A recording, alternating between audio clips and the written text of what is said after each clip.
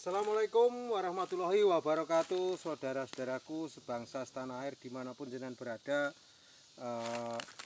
Salam santun dari Madiun, salam cerdas luar biasa. Dulur, doa saya semoga jenengan semuanya selalu sehat, diberkati, dan juga selalu dalam lindungan Tuhan Yang Maha Esa. Amin. Dulur, dari keluarga besar PPC School mengucapkan bela sungkawa yang sedalam-dalamnya atas musibah yang terjadi di Pulau Natuna, Kepulauan Riau. Semoga dulur yang ada di Natuna diberi kesabaran atas musibah yang terjadi di sana, dan juga saudara-saudara kita yang belum diketemukan lekas bisa diketemukan, dan semoga tidak terjadi lagi musibah serupa di Indonesia. Amin. Dulur, kita perlu menjaga ekosistem, dulur, yang mana ekosistem itu kita harus mencintai alam. Kita harus mencintai alam, yang mana kita jangan sembarangan menebang hutan, dan juga karena semakin banyak kayu yang ditebang, otomatis akar-akar pelindung tanah atau kekuatan bumi itu akan berkurang. Begitu juga perlu dikurangi penggunaan herbisida, semprot rumput itu. Yang untuk nyemprot rumput itu karena itu bahaya sekali untuk alam. Kalau kimianya saya pikir masih dalam batas kewajaran, tapi karena kalau semuanya sudah hilang, akarnya hilang, otomatis gampang longsor. Longsor kecil-kecil akan mengakibatkan longsor besar, dan kalau sudah longsor agak gede terus menyumbat sungai-sungai kecil yang ada di hutan, otomatis kalau ada hujan yang curah hujan tinggi, hujan agak lama, otomatis akan terjadi air menggenang, dan nanti akan larut bersamaan menjadi banjir bandang. Itulah awalnya terjadi banjir bandang menurut bukan hanya menurut teori, tapi kenyataan di lapangan seperti itu. Makanya mari kita jaga bersama kelestarian hutan kita lewat atas ditanami tanaman naungan, yang bawah tanami porang. Itu sangat bagus dibandingkan ditanami palawija, karena kalau palawija itu memerlukan intensitas sinar matahari yang sangat cukup, dan akhirnya juga kalau kurang sinar matahari hasilnya kurang maksimal. Begitu juga dulur-dulur, saat ini musimnya curah hujan yang tidak menentu, jadi bisa jadi bencana ada di mana-mana, musibah mengintai kita ada di mana-mana, kita perlu waspada. Dulur, begitu juga dulur-dulur yang dekat aliran sungai, baik itu yang di pegunungan ataupun di dataran rendah ataupun di muara, usahakan jangan membuang sampah sembarangan, lur. Karena sampah sekecil apapun itu akan mengakibatkan tersumbat. Apalagi sampah botol, sampah plastik, sampah rumah tangga, itu yang sangat sulit terurai, memerlukan waktu yang beberapa tahun. Untuk plastik itu bisa juga sampai 10 tahun ataupun lebih, itu kalau dengan tanah. Tetapi kalau sampah plastik itu kena air, itu cenderung awet. Jadi dia bahkan sampai mungkin 25 tahun atau 50 tahun masih. Secara spesifik memang kita bukan ahlinya, kita cuma petani, tapi kita mengingatkan dan mengajak jenengan semua untuk mencintai lingkungan, diawali dari lingkungan masing-masing, akhirnya alam ini akan terjaga. Kalau alam ini terjaga, insya Allah kita akan terhindar dari musibah. Memang alam itu perlu kita jaga bersama kelestariannya. Karena ada lagunya Ebit G Ade, mungkin alam sudah enggan bersahabat dengan kita. Maksudnya kita harus menjaga alam. Karena menurut kitab agama saya, alam semesta ini adalah kitab. Jadi ayat-ayat suci ada di alam ini, bagaikan ayat-ayat suci seperti itu. Jadi tidak ada salahnya kita saling menjaga, mengingatkan secara moral kalau memang ada yang sedulur-sedulur kita nebang hutan ataupun buang sampah sembarangan ataupun tidak menjaga ekosistem, yang mana akan merusak alam itu sendiri dan akhirnya mengakibatkan bencana alam. Berbeda dengan bencana ledakan di Blitar. Kalau itu saya non sewu, saya tidak mengucapkan bela sungkawa, karena kalau di Blitar itu melanggar hukum dan saya sangat tidak setuju dengan bahan peledak seperti itu. Jadi tapi kalau dulur kita yang ada di Natuna, saya ikut mendoakan semoga keluarganya yang ditinggalkan diberi kesabaran dan korban-korban dapat diketemukan, dan kita bisa belajar dari sesuatu yang terjadi saat ini di Natuna. Dulur sebangsa setanah air, memang alam itu punya irama tersendiri dan alam itu punya ritme tersendiri, yang mana apabila kita melanggar alam atau kita tidak menjaganya, dia akan kembali seperti ke kita. Karena ada angin, ada juga api, ada juga tanah, dan juga kesemuanya itu ada 4 unsur itu akan menjadi kesatuan.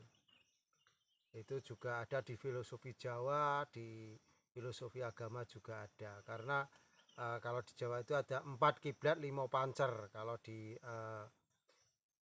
Islam itu ada nafsu lah, disimbolkan oleh nafsu amarah, alwamah, mutmainah, dan subiyah. Itu jadi begitu juga dengan alam. Ada langit, ada bumi, ada rembulan, dan ada juga mungkin di daerah jenengan juga ada ajaran-ajaran ataupun filosofi yang seperti itu, yang sehingga bisa juga untuk belajar bersama untuk mencintai alam. Jadi bukan sekedar teori yang digembor-gemborkan, ternyata alam itu kalau sudah marah, kalau sudah tidak ritmenya, yang seharusnya sungai harus tetap jadi sungai, yang seharusnya bukit tetap jadi bukit, yang seharusnya gunung tetap jadi gunung, yang seharusnya laut juga akan menjadi laut. Kalau laut sudah direklamasi, dicor-cor, dibikin pemukiman, diuruk, ya akhirnya akan terjadi banjir rob. Air laut yang seharusnya ada di situ volumenya akhirnya juga akan kembali ke daratan. Itu yang seperti terjadi di dulur kita di Jakarta itu kan, karena reklamasi laut itu akhirnya juga air laut volume yang harusnya ada di situ akhirnya naik. Jadi itu adalah menyalahi alam. Jadi jangan hanya cuma berbasis dari pariwisata, berbasiskan modernisasi, akhirnya kita mengorbankan alam dan alam kita akan rusak. Cuma sekedar transportasi untuk bangun jalan tol akhirnya akan merusak ekosistem yang ada, ataupun IKN yang seharusnya hutan rimba jadi hutan, akhirnya dijadikan kota baru misalnya seperti itu. Itu juga kalau tidak dipikirkan tata letak tata ruangnya dengan seksama akan menjadi malapetaka di kemudian hari. Karena kalau semua tanah itu disemen atau dicor pada akhirnya juga akan rusak. Begitu juga dengan ekosistem yang ada di porang ini. Porang ini akan reinkarnasi dan akan hancur seperti ini. Ini sudah pada roboh, akan hancur. Dia akan ada generasi baru lewat kata ini. Dan generasi baru inilah penerusnya. Jadi yang meneruskan adalah kata itu. Jadi lewat generasi baru inilah akhirnya si porang itu akan reinkarnasi. Dan porang pun tidak dipupuk, dia akan panen. Karena apa? Ini daun hancur, batang hancur. Dan hancurnya ini juga batang dan daun ini mengandung glukomanan, yang mana di sini ada kadar air. Kadar airnya akan hancur bersama tanah yang ada di bawahnya, dan tanah itu akan menopang kehidupan si kata ini, dan kata akan makan kandungan yang sudah ada, kandungan glukomanannya itu. Jadi rotasinya berputar seperti itu karena simpel saja. Karena simpel saja untuk porang itu intinya begini, semua tanaman itu yang dibutuhkan makanan si akar itu adalah fosfat. Fosfat itu juga yang terkandung di akar. Kalau jenengan ingin membuat pupuk organik yang mengandung untuk menyuburkan akar, mempermudah akar, pertumbuhannya akar, otomatis harus dibuat dari jenis akar. Misalnya bonggol pisang, terus akar dari bambu, atau akar apapun. Kalau umbi-umbian ya harus ada umbi-umbian. Seperti kalau ingin diinginkan spesifik untuk porang ya harus ada umbi porangnya. Kalau jenengan untuk daun, ini unsur N untuk masa vegetatif. Unsur daun. Jenengan harus kalau inginnya hijau juga jenengan harus menggunakan daun-daun yang hijau. Semisal daun gamal, semisal daun lamtoro, daun yang jenis hijau yang tidak mengkilat itu. Kalau untuk daun ya kandungan daun yang bahan pokoknya. Terus kalau untuk batangnya unsur kalium, ya otomatis yang mengandung dan juga protein seperti kulit telur, terus kerang bersama dagingnya, bersama kulitnya itu, atau bekicot dan sebagainya, ataupun juga apa namanya gamping itu, dolomit itu. Jadi sebenarnya cuma seperti sesederhana itu untuk bertani kalau kita memahami ilmunya petani. Jadi petani itu tetap menjaga ritme alam. Dan petani itu kalau musim tanam menunggu alamnya juga, kapan waktunya tanam, karena sip telat 15 hari saja hasilnya beda. Biasanya kalau kita tanam tanaman palawija itu kalau selisih bulannya gitu saja keriting, pertumbuhannya tidak bagus.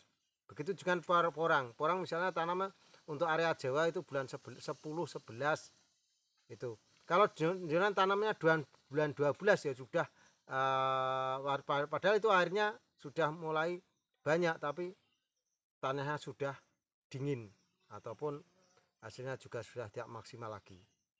Pertumbuhannya juga kurang baik. Kalau jenengan kemajon bulan 9, bulan 8 terlalu panas, tanahnya belum hujan, juga akan mengakibatkan busuk. Jadi ada momen yang pas untuk tanam. Jadi seperti itu untuk ilmu petani. Tidak hanya syukur nandur. Begitu juga jenengan tanam porang di sawah tanpa naungan, itu sudah menyalahi aturan alam. Makanya ya untuk tahun ini banyak yang gagal panen.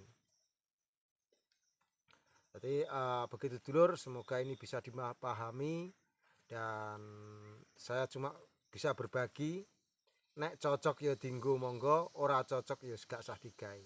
Yang penting kita seduluran, kita selalu pererat tali persaudaraan kita. Petani itu bebas, petani itu cerdas. Wassalamualaikum warahmatullahi wabarakatuh. Suwun.